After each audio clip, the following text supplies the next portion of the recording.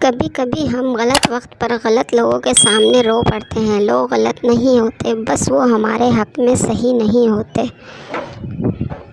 ہم لوگوں سے صرف تب تک لڑتے ہیں جب تک ہمیں ان سے پیار کی امید ہوتی ہے، اور جب وہ امید ختم ہو جاتی ہے تو ہم لڑنا بھی بند کر دیتے ہیں۔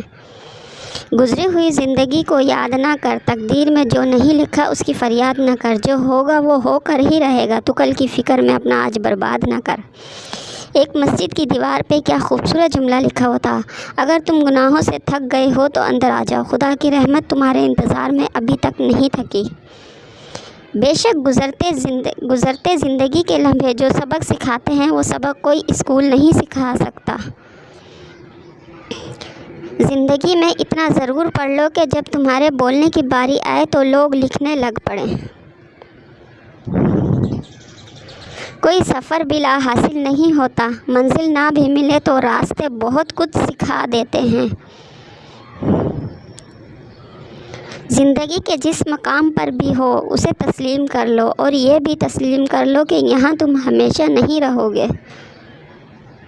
تم دوسروں کے راستے کی رکاوٹیں دور کرتے جاؤ، تمہاری اپنی منزل کا راستہ آسان ہوتا چلا جائے گا۔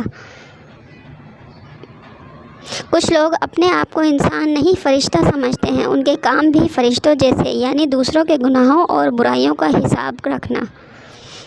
دیر سے کچھ بنو لیکن کچھ بنو، کیونکہ لوگ وقت کے ساتھ خیریت کے بجائے حیثیت پوچھنے لگتے ہیں۔